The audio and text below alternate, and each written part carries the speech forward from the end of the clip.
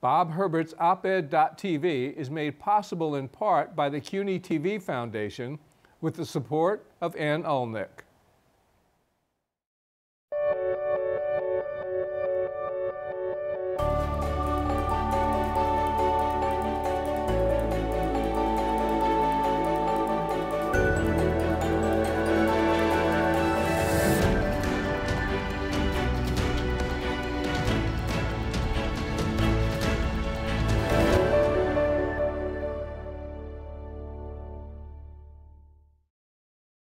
Hi, I'm Bob Herbert. Welcome to op-ed.tv. Recent economic data released by the Census Bureau showed some good news. America's median household income is now $59,000 a year, an increase of 3.2% over last year. The percentage of Americans living in poverty decreased, and the good news was spread over a wide swath of the population. But it did not extend to African Americans. The median family income for blacks fell by more than 1.5%. The gap between the economic well-being of whites and blacks not only persists, it is growing. We'll talk about this and other matters with my guest, a man who has long been a leader in the struggle for racial, economic, and social justice.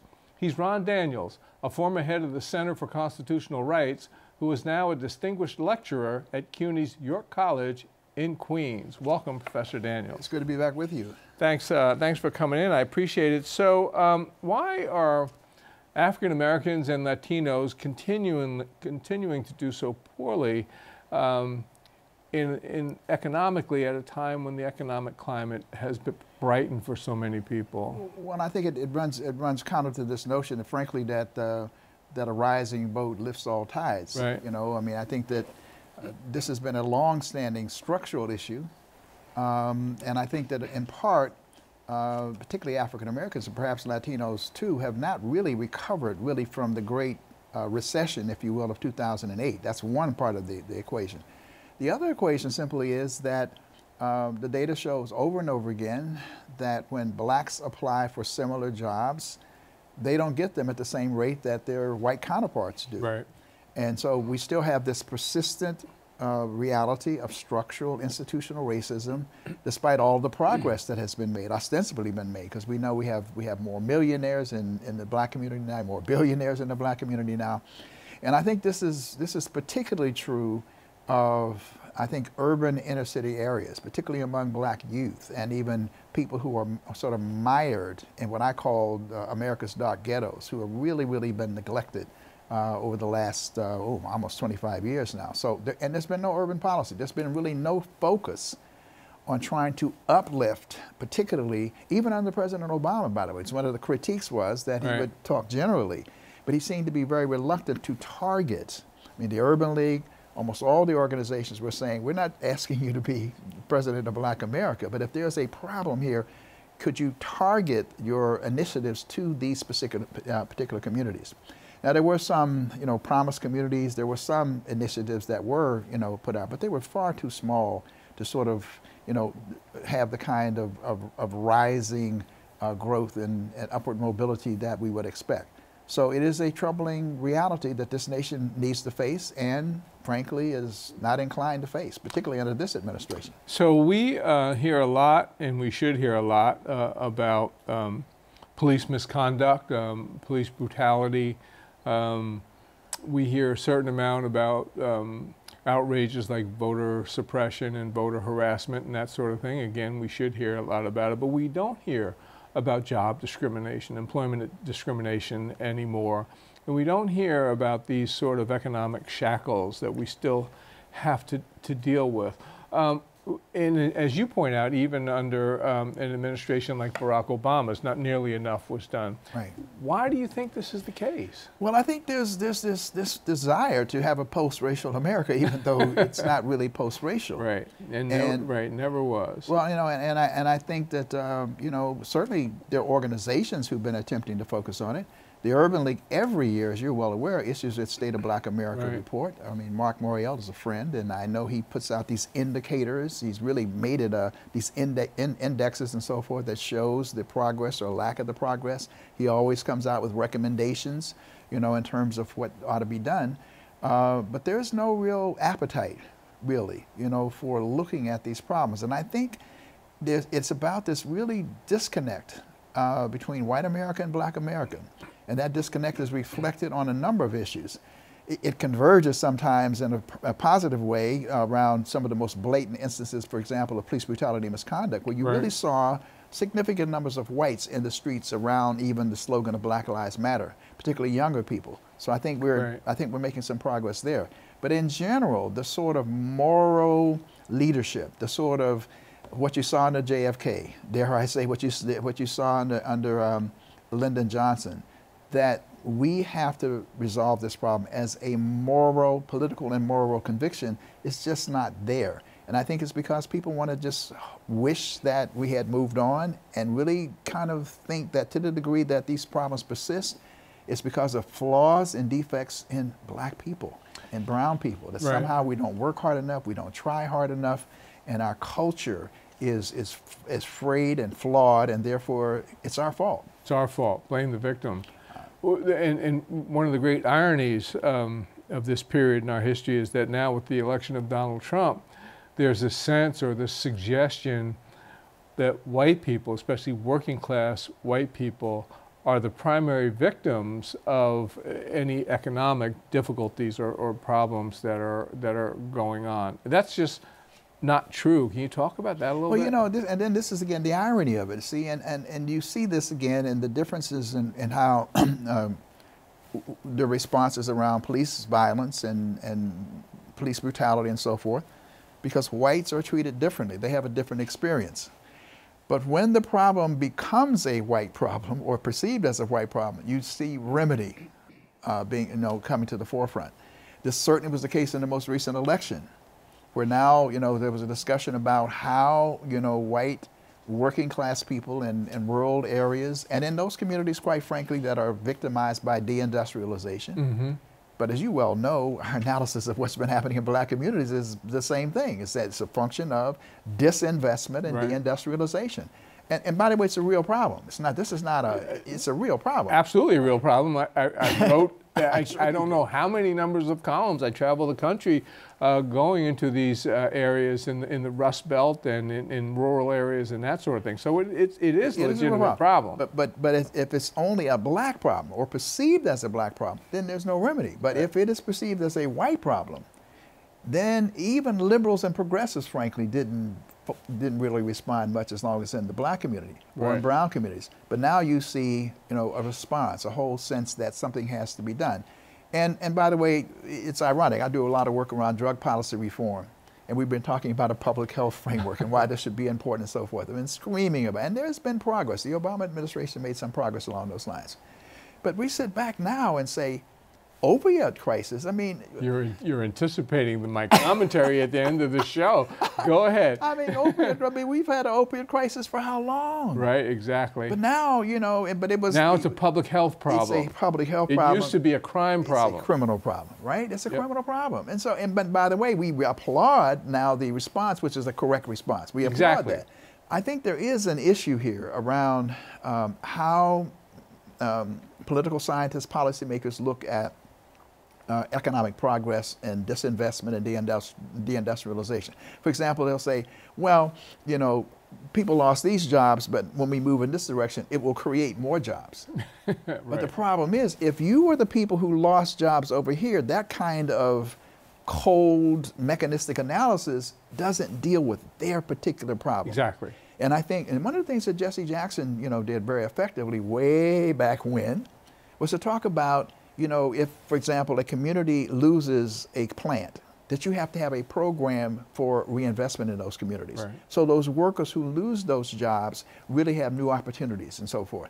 And that's missing from the public policy debate, ought to be a part of it, and certainly ought to be a part of it as relates to, what's happening in urban communities and let me just say this, one of the things I had a conversation with Mark Moriel about was, I said, Mark, why are we no longer talking about a domestic Marshall Plan?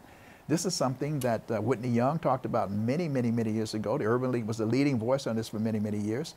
And lo and behold, and this, I think we had a little influence on this, they're now talking about a Main Street Marshall Plan. Right. it's going to be difficult, but that's the kind of proposal that we need on the table if we're going to overcome this sort of chronic, persistent gap, both in wealth and wages and average income between Black America and white America. And we'll miss the point if we look at the unemployment numbers and say, well, hey, we're close to full employment all of a sudden, so we no longer have a problem. And what we see is, by the way, on a lot of this data, even on the crime data, you know, so yeah, crime has been going down, though for some reason or another in the most 2 or 3 years, starting to tick up again. Yeah. But in Black communities, it's and even it's down from its most horrific levels maybe 2 decades ago. But still, it is far too prevalent. Still a serious problem, absolutely. Which is not unrelated to the lack of economic opportunities, the failure of this society to address definitively the issues of human rights and human development in a way that it should. For any group of people, Black, white, Latino, Asian, whatever, it ought to be a priority, but it's not.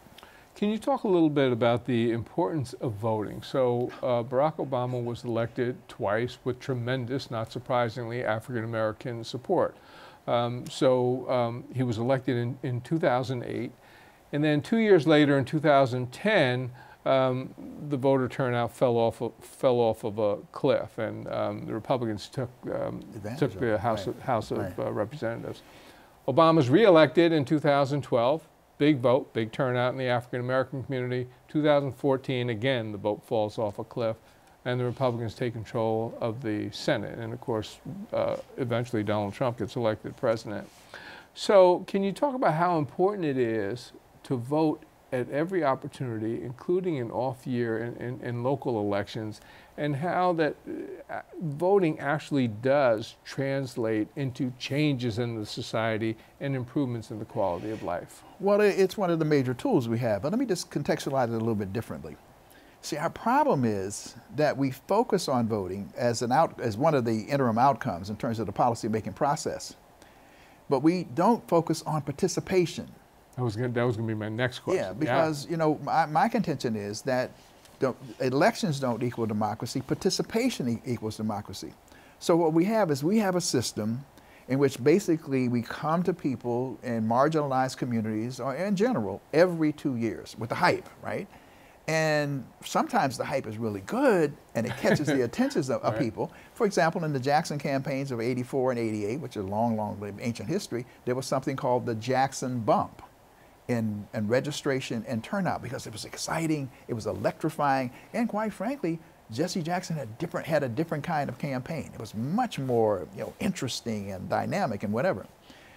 This process now is pretty dry. It's kind of, you know, and so if you have Obama running for president, the idea that maybe we'll have the first Black president, that's exciting. So even in the barbershops, everywhere else, you'll get, you know, a kind of response. And what I'm seeing is that unless the Democratic Party, or we can develop independent instrumentalities that are willing to engage people between elections in protest politics and organizing in communities and even non-electoral stuff in which we touch people where they live, then we'll continue to have this chronic problem of abysmally low voter participation, particularly in off-years elections. In New York City, for example, it's embarrassing. It's a disgrace. I agree. To talk about elections being the measurement, when in the Democratic primary you might have 15%, 11%. I mean, this is, and it's frankly a whole question of incumbency protection. You know, even with Black people, you know, we fought for voter registration. We fought to get people engaged, but now if you're in power, you know, the idea of having the probable voter and knowing who those are is something you kind of like, because it's a defined universe that you can depend on. Whereas what we really should be doing is figuring out how to expand it, particularly among young people, but not just young people, across the board, you know, in terms of engagement.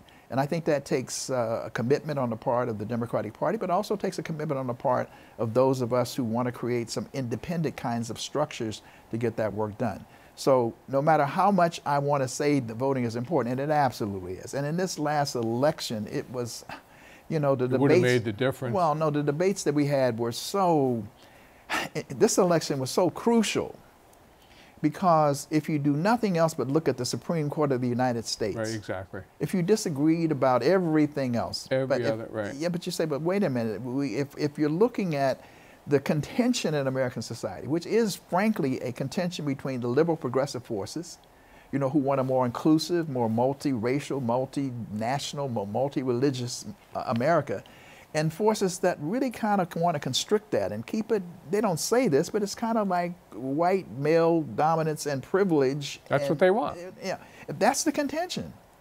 And it's reflected in Supreme Court decisions and judicial decisions. People don't see these incremental differences. They don't value them. The National Labor Relations Board, for example, it makes a difference who's on that National Labor Relations Board in terms of whether or not labor has a playing field that's fairer or whether corporations have the upper hand. So we've got to do a better job of trying to educate people about what these incremental differences make, even as we're struggling and fighting for a more transformative politics. Right. And I think that a lot of people haven't quite grasped that there's too much of a kind of an ideological bent where people just say, oh, well, electoral politics doesn't matter and this and that and so forth and so on, but it does matter in the average and the lives of people. We need to, for all the demonstrations that are taking place now, and one of the most magnificent of them was the Women's March. Oh, right, exactly. Immediately after the inauguration. But it will all be for naught if we don't march on if ballot stay boxes. Engaged. Right. And let me just say this finally. I'm saying this a lot. We have to have a sense of crusade in our community. We need to fight against voter suppression. It ain't likely to change in the near future. We'll win some Supreme Court, some decisions, and by the way, courts are very valuable in that regard. But if they move the voting place from here to here, then we got to say, we don't care.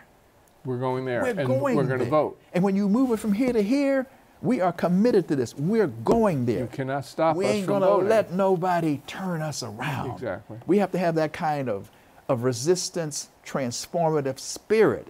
And sometimes that's not there either. So we just sort of wait until the election time, try to fire people up. But then people say, oh, really? No, I ain't getting fired up yet. So it's got to be a continuous participatory process. Now, you threw the word radical out there. So now I'm going to follow up with an issue that's perceived as radical by most Americans. I don't perceive it as radical, but that's reparations.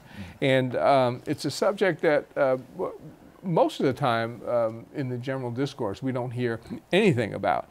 Now, you have paid a great deal of attention to this, and you know a lot of people who pay a lot of attention to it as well. Talk a little bit about reparations, why reparations are important, why people should be in favor of reparations, and what's going on with regard to reparations now? Well, reparations really simply means repair. It means to repair for both the mental, physical, cultural, and intellectual damages that have been done to a people. And there's been arguably, one of the greatest examples of damages being done to a people is the process of enslavement of African Americans, the transatlantic slave trade, right, the peculiar institution in this country, and so forth. And again, I am a professor, so we were just discussing this in my class the other day, that in the aftermath of emancipation, there was discussion, really. General Sherman and others said, we ought to give these people a stake in this society. They've helped build it, by the way. Their free labor helped build it. We ought to. So there was a discussion about giving African Americans, formerly enslaved Africans, 40 acres and a mule. That would have given people a stake, right? The irony is, in the Reconstruction period, which was one of the most glorious periods in American history, black people were working with white folks, to create legislation. More people elected than any other period other than the present. But we didn't have social rights. And by that I mean we weren't really undergirded with an economic foundation. So you weren't fully part of society. That's right. And so as a consequences, we have yet to overcome what Arthur Conoy, one of the great leaders and founders of the Center for Constitutional Rights, would say, the badges and indicia of slavery. We're still suffering from the physical consequences, the economic consequences, and even the trauma from enslavement. So what reparations calls for is repair, that this country should examine the issue of enslavement, and to talk about doing as that which was done with Jews after the war, Holocaust. after the Holocaust, compensation, that which was done for the Native Americans to some degree, but certainly in Canada, there's been clear examples of this happening. And with the Japanese, for having been interned in the concentration camps, they received $20,000 per descendant and whatever. We think that same process, maybe modified, should be applied to African Americans as well. And so one of the proponents of this has been Congressman John Conyers, who's been the leader on so many different issues, but certainly on this one, calling for H.R. 40, which is the reparations study bill, initially, which would have said studied whether or not what the damages may have been and what the proposals might have made for remedy might be. That's now been changed. There's been so many studies and so much information coming out by scholars of all backgrounds saying slavery really stunted the development of African Americans. And remedies are, and it helped build the society. That's the other side of it. I mean, this society in no small measure was built on the backs of the commercial. No question about it. And so now it's been changed to a remedy bill. That is to say, now the commission would call for looking at actual remedy proposals. And there's a pretty straightforward way in which this usually happens. There's a kind of internationally accepted norm. You first of all acknowledge that the crime was committed. You apologize for it, and then you provide remedy. And then that's the process of making it whole, but that's also the process of reconciliation. And quite frankly, I don't see this country ever quite reconciling with itself until it faces squarely this issue of enslavement and really moves forward with the kind of repair. Because it's just, no matter how many millionaires and billionaires we produce, you still have this intractable problem of people being left behind. So in this period, more and more people are coming to recognize that one of the great developments in the most recent period has been in the Caribbean, where not all of the Caribbean leaders are radical or some are conservative, some are moderate, but in 2014, all 15 of the Caribbean nations came together under CARICOM and have demanded reparations for native genocide, which is important, and African enslavement. And they've created a CARICOM's Reparations Commission and a 10-point reparations program. And about, I think, 12 of the 15 islands have their own reparations commissions, and they are pushing and organizing around it. Now, this became a great inspiration for us in this country. So now we have a National African American Reparations Commission. We have developed a 10-point program, which is preliminary, frankly. We're going to use it to have people have their input, put their ideas in, and so forth. So reparations is really now on the lips of people more than it's ever been before. And one other critical factor, this young brother, Ta-Nehisi Coates, wrote an incredible article for the Atlantic Monthly, I guess it's cover story, called the Case for Reparations. He was someone who frankly had to be persuaded. But his research, and by the way, it's not just for enslavement, it's for all of the exclusionary policies that happen after slavery. Yeah. We're going to have to, I hate to interrupt you, but we've run out of time, so we're going to have to stop it here. But we can come back and we can talk about this some more. If you'll come back, I would appreciate it. Right. Dr. Ron Daniels, thank you so much. Thank you so much for having me. We'll be back in a moment with a final word.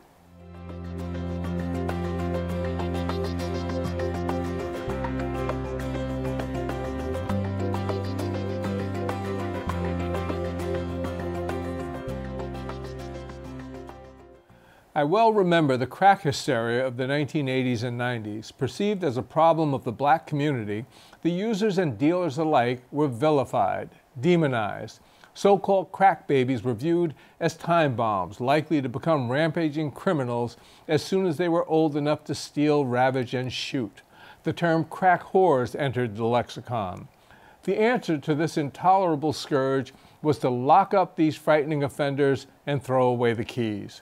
Congress passed a law setting penalties for possession of crack at 100 times the penalty for possession of powdered cocaine. Draconian mandatory prison sentences became commonplace as public officials stumbled over one another in their efforts to show that they were tougher on crime than anyone else. America's prisons and jails overflowed with drug offenders, most of them black. Fast forward to now. There's an opioid crisis in America, but no hysteria. No calls for draconian prison terms for dealers or users. No demonizing of those involved. These offenders, overwhelmingly, are white. So President Trump established a commission to study the problem as a public health crisis and put Chris Christie in charge. Christie, a former U.S. attorney who usually likes to present himself as a tough-as-nails crime fighter, said, "What we have to come to grips with is addiction is a disease and no life is disposable. No talk of scary opioid babies or opioid whores." New York's tabloid newspapers, which had a field day covering the monsters of the crack era, suddenly are all about compassion and empathy. The Daily News had a special section with articles on how parents can talk to their kids and how to find treatment programs and ways to pay for them. The paper also ran brief profiles of men and women, none of them black, who had died from overdoses. Remember them as real people, the news said, not just as addicts. I agree. They were real people. They should not be demonized. I feel for their families. I just wish the powers that be and more of my fellow citizens felt the same way about black people who stumble into the very tough terrain that real life often throws up in front of us. That's all for now. See you next time.